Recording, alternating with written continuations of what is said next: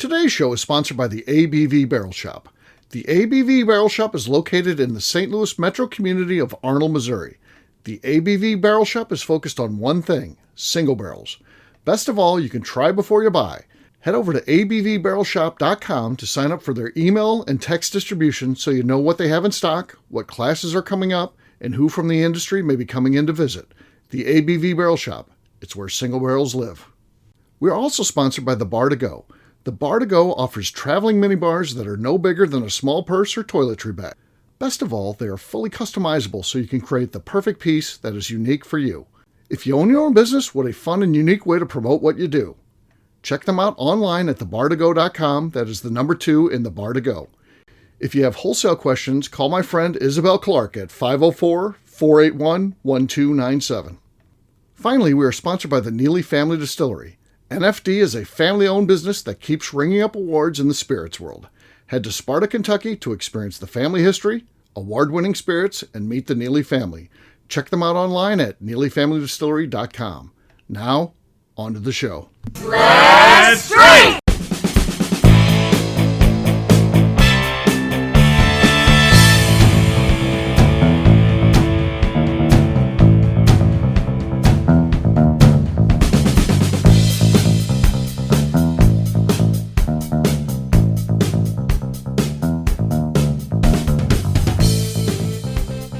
Welcome to the Bourbon Daily, the podcast about everything bourbon delivered to you every day of the week.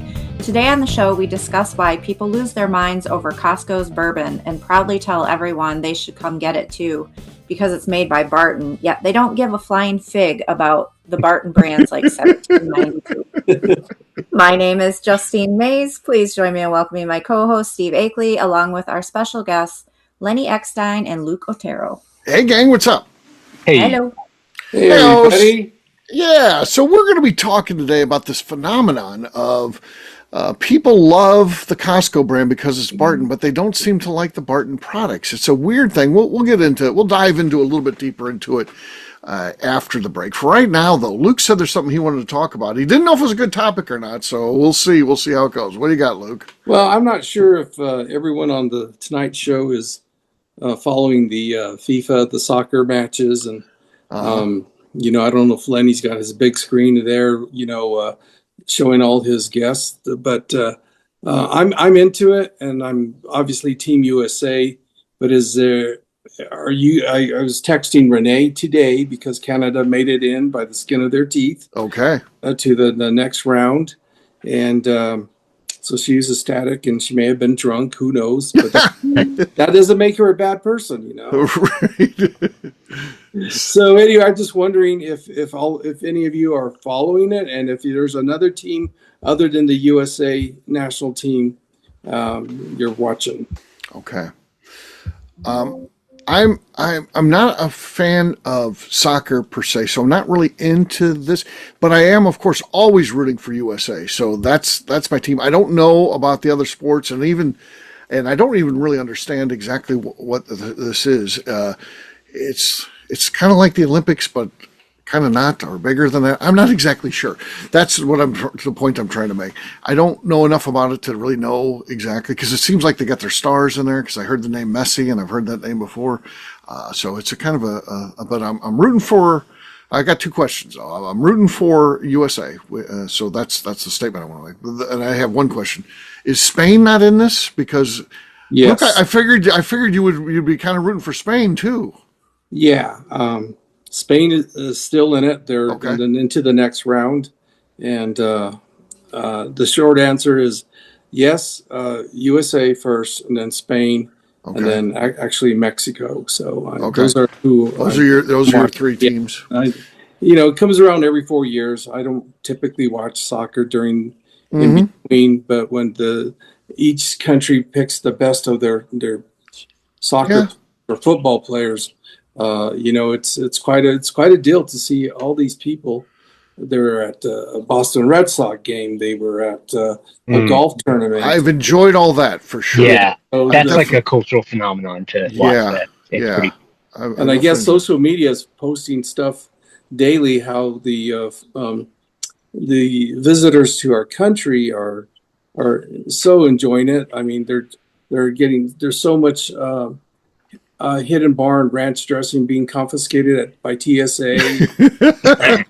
I mean, they're loving hamburgers, they're loving nachos. I mean, it's fun. Yeah, I love that part of it for sure. So anyway, yeah, I also like the concept because in terms of a world game, this has to be the game that more and again, it's not a strong point. It's not a strong suit for USA, but it is rising. I feel like soccer, but we're but it is the game that's played around the world. I mean, if we're like, oh, we're going to do American football, well, then no one else really plays it. And we even see like in the Olympics, American basketball, we've dominated that. And there's times when we lost too, but there's nothing as equal, I think, as soccer. So I think it's a great thing if you're into sports and seeing how countries do. And the cool thing is it doesn't have to be the big guys. The size of the country or number of people doesn't even necessarily mean that you're going to dominate, which is also kind of cool. So, Steve, kind of to your point, and I think this is interesting. Like this world, it happens every 40 years or so, if that's right. And I guess like this year the games are in the U.S., Mexico, I think Canada also. Okay. Yeah. So of all the American states. Yeah. Yeah. Okay. Yeah. North America is. And like of all the countries all over the world, I know there are a lot of soccer fans in the U.S., but per capita, is there any country that cares less about soccer around the world? I know. It is pretty wild. I don't know why it's so big everywhere else, and it's never been a huge thing here. And again, if we had a soccer fan on here, because there are some, they would be like, no, everybody loves it. It's not to the level of even whatever you would say with the smallest of the big sports in the hockey. I mean, soccer's not to that level in terms of excitement, enthusiasm, TV contracts, which is a barometer which we measure things in the U.S. Not to say it's not a bigger game globally. It's probably the biggest game in the world, soccer, I would think. Yeah. But it just hasn't been a U.S. thing, but.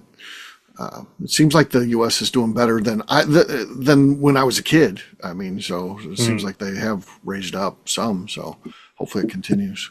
It sounds like it's an acquired taste kind of thing too, because like there's folks whose opinion I respect who say like they're starting to see what the deal is. Yeah. Like it takes on first glance it's so boring. Right, because flopping. Right, the flopping is very annoying. That's a problem. That is a problem. That is so annoying. I do get the point where people would say it's boring because a lot of games might be 1-0 or 2-0.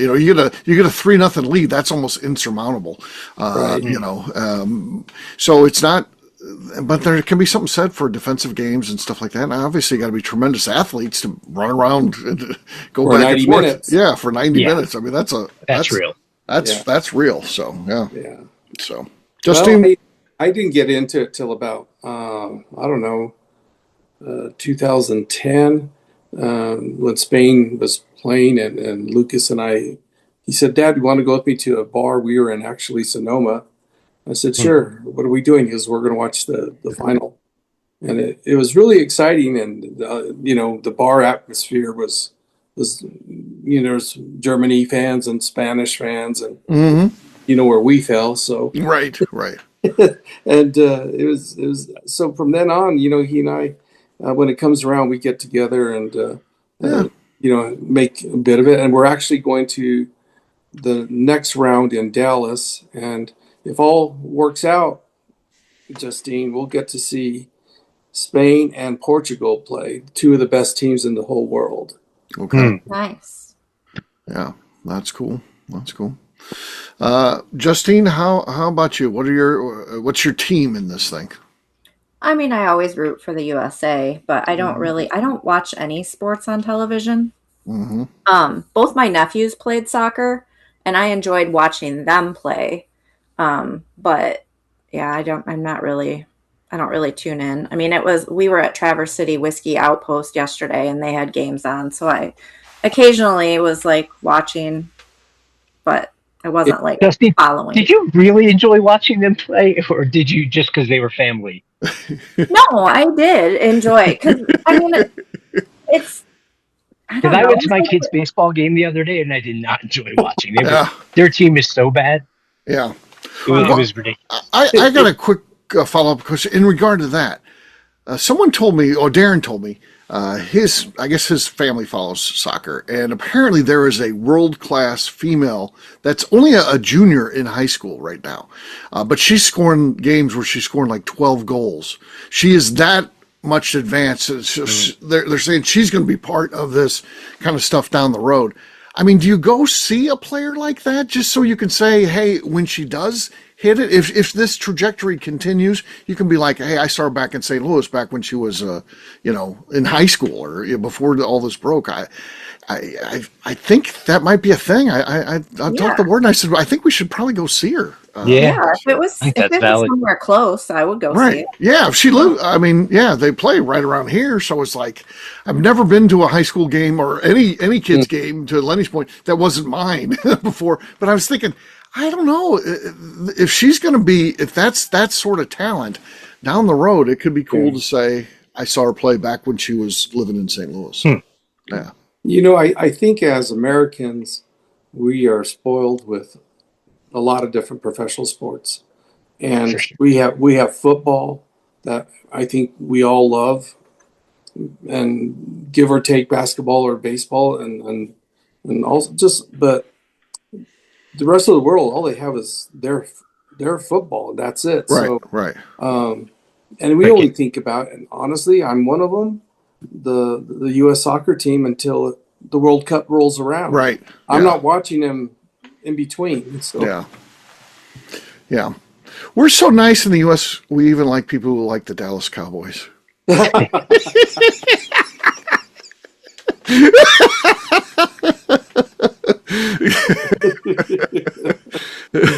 Oh, the Cowboys! Just the people on this podcast. I have to laugh about that, Luke, because my dad used to like the Dallas Cowboys. Because we grew up when I was growing up, it was the St. Louis Cardinals, not the Rams. The Rams would come later. Yeah. I was already an adult by the time the Rams got here. But and my dad loved the Cardinals, but they were never good. So he liked the Cowboys because of the discipline of Tom Landry. He liked everything about him. He liked Tom Landry because he was stoic. He never celebrated anything. If something bad happened, he didn't slam the clipboard. If something great happened, he just the demeanor was the same. My dad loved that. The only thing I would say that they showed off back in the day, if you think back to this, Luke, was the offensive line. They'd do that move where they'd stand up and then they'd go back down. That's kind of just a show of force. My dad even liked that, even though he's not a hot dog and show off guy, but he liked that because he just thought they're professional. And they're telling you that they're. It was pretty wild that those guys would do that. No one does that anymore. No. That's an extension of energy that it's like you wouldn't think those guys would want to do that each and every time, because they would all stand up in unison. For those that don't know about it, they're down, they're crouched in their position. They would stand up in unison and then go back down. It's just pretty wild. So, yeah, interesting. All right. On that note, guess what, gang? It's time to drink. What is everyone drinking? And we're going to have Lenny go last. He just dashed off. I think he forgot about this segment in the show. He's outside the distillery. So we're going to start with Justine. Justine, what do you got? I am going to have some of what's left of my birthday blend that I did at MB Roland. Okay.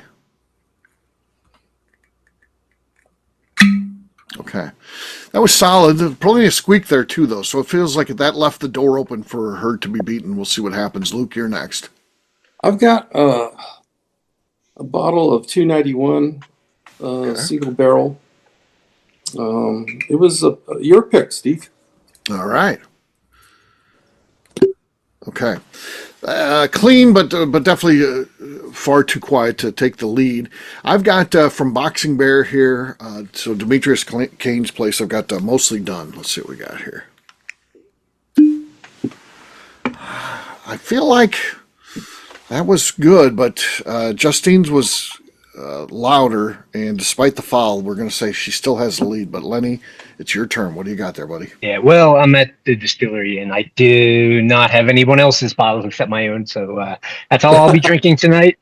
But I got a few fun ones. This one is a single barrel of our Hickory Smoked Corn Whiskey. This one sat in the barrel for 7 years. and it came out at 59% ABV. Steve, I think a portion of this ended up at the ABV Barrel Shop at some point, but then the rest of it kept sitting in the barrel. So this one's available for online ordering now. Okay. Not enough there, so it goes to Justine. Cheers to Justine. Cheers, Justine. Cheers. All right, we'll take a quick break, and then when we come back, we're going to be talking about people just randomly walking by Lenny there. We're going to be talking about the fact that people love the private label of Barton, but not necessarily the Barton brands. We'll do that in just a few.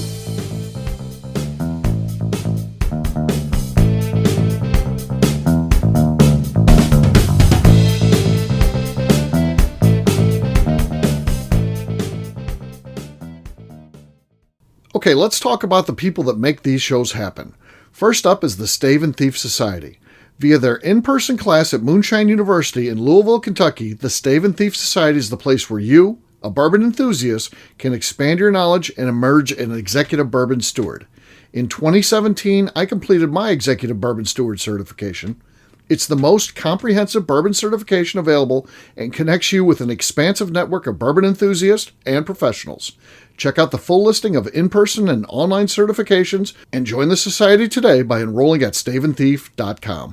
Speaking of executive bourbon steward certification, the ABV Barrel Shop in St. Louis, Missouri has developed a unique partnership with the Stave and Thief Society to offer a preparatory class to assist you in getting your executive bourbon steward certification. This prep class costs only $25 and is available to take live or online via Zoom. Graduates of our class receive a coupon code good for 15% off your executive bourbon steward certification held in Louisville, Kentucky. This saves you almost $90. Additionally, you can collaborate with fellow attendees to split travel costs when you go to Louisville.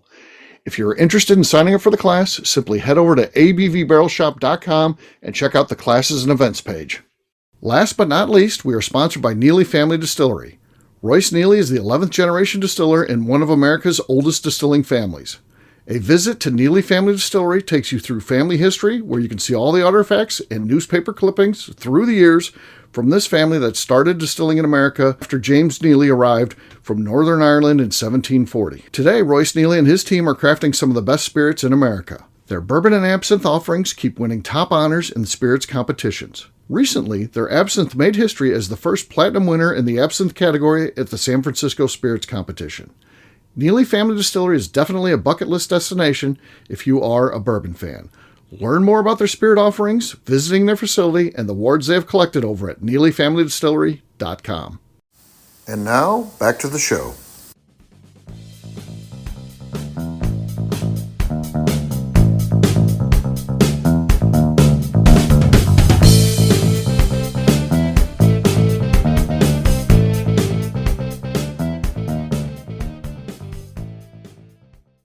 Danny, though, you are between Jim and Victory. What do you got? I have an Indiana rye. Sure, Danny. Tumble dice. Cumblebeiss. Yes, I love Cumblebeiss. I'm sure that's the name of the brand, Cumblebeiss. Sure. Tumble dice. Oh, tumble dice. Okay. Yes. Let's Freddie Mills approves. Okay. Freddie Mills approves. So we're about to pop it. No, that was all desk is what that was. All desk, no pop. Jim wins. So Jim, you got it there, man. Hey. Congrats, Jim. Cheers, gang. Cheers. Oh my God, this is horrible.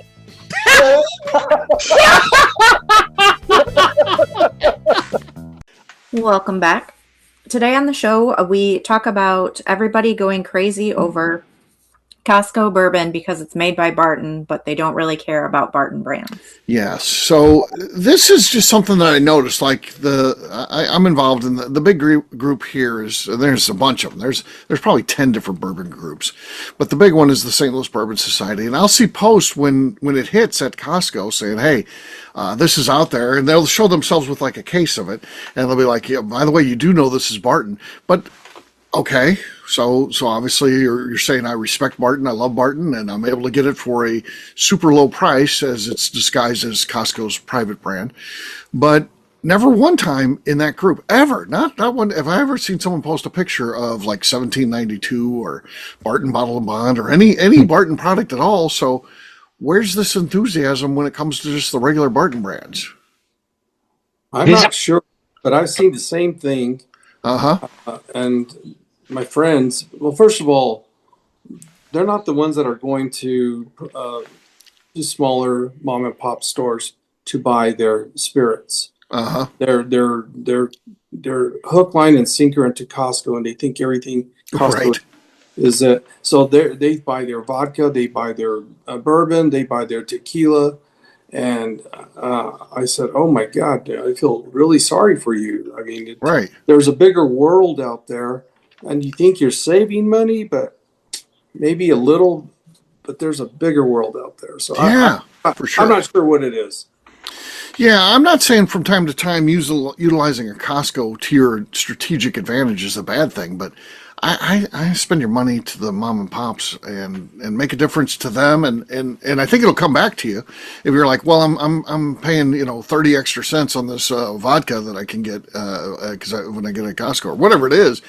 You might get because you're ingratiated to your small local liquor store. Maybe they've got the things that you want that suddenly appear when you're there because they appreciate the fact that you're buying product from them and you're not just looking for the stuff that is impossible to find. So that's my take.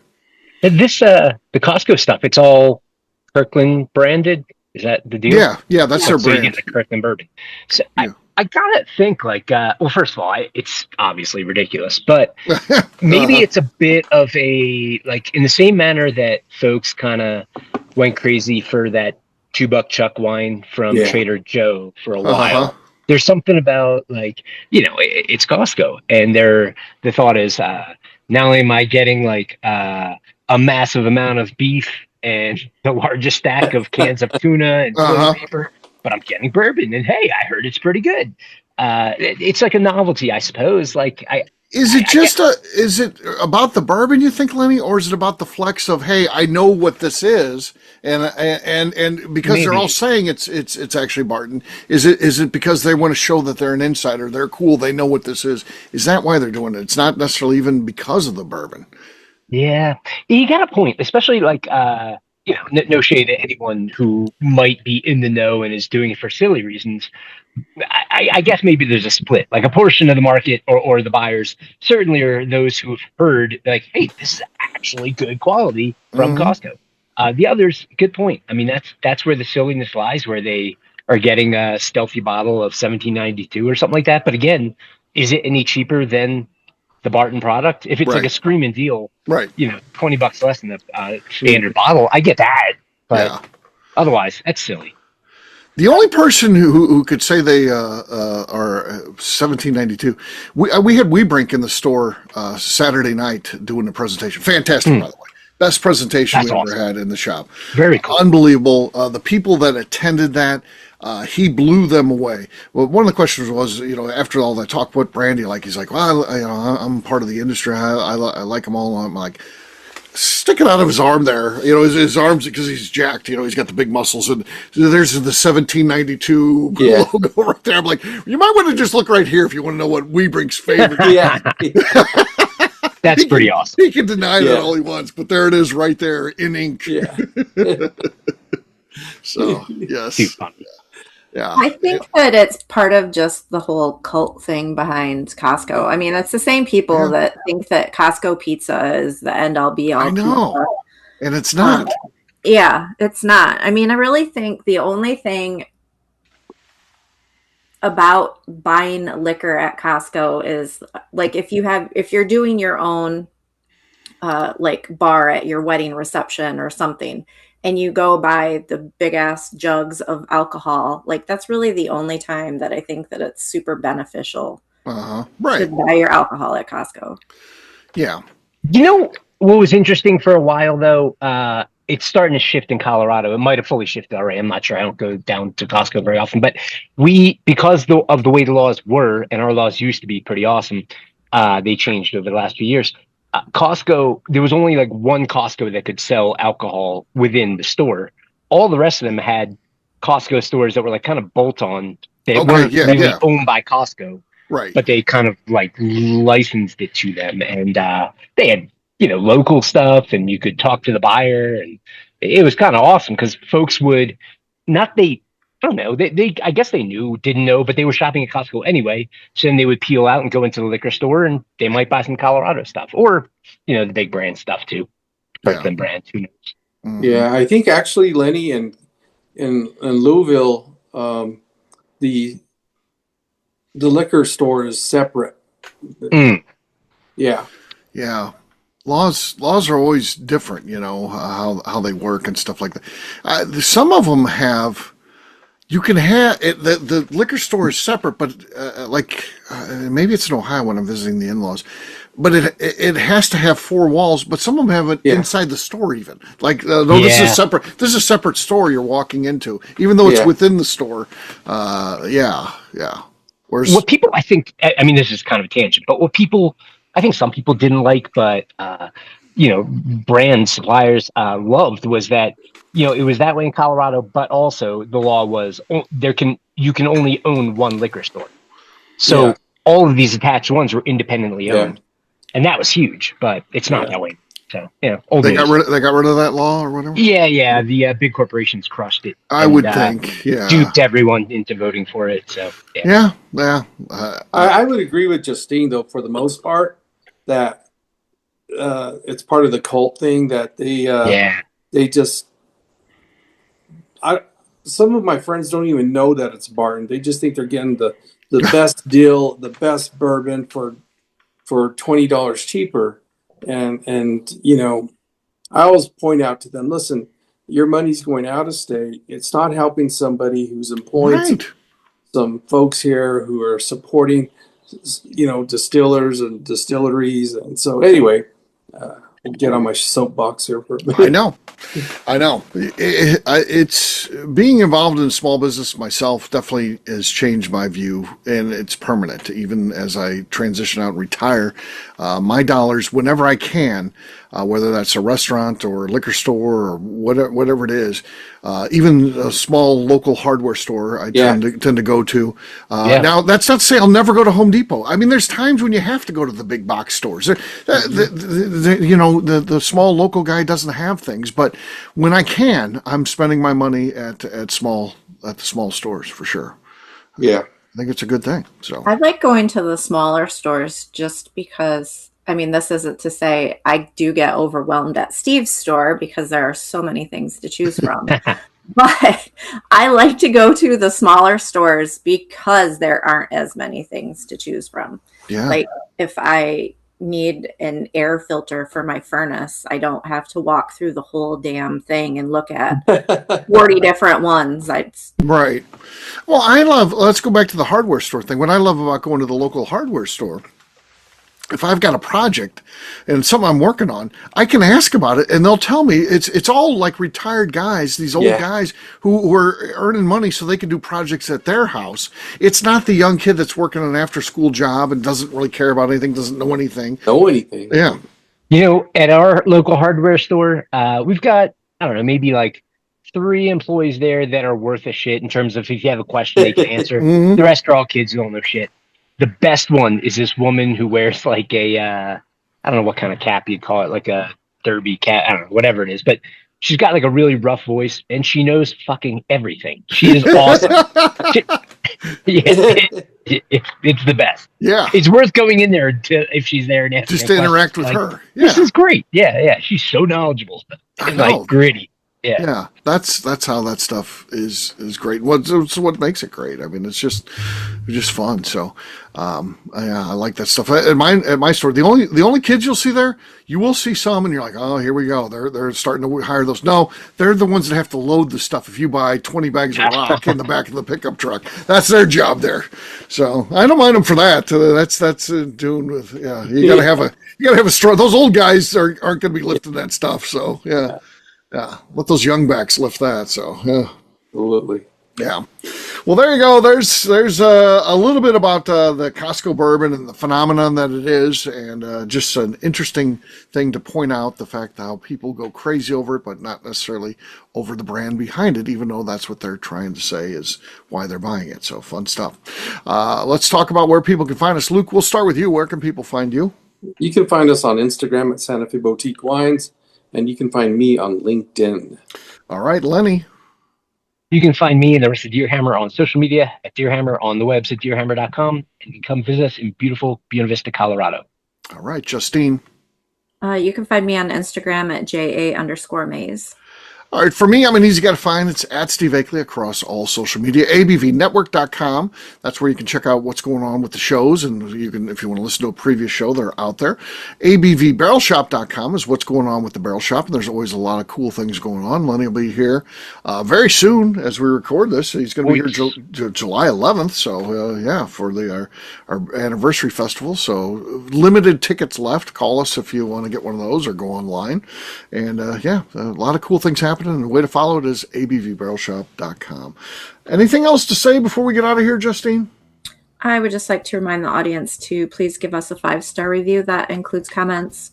It helps new people find the show, which is very important to us. Also, if you like what we're doing, please visit our Patreon page at patreon.com/the ABV Great job today, gang. For audience, we'll have a brand new show for you tomorrow. Looking forward to that. Until then, take care, everybody. See ya. Bye. See you guys. Bye. Peace.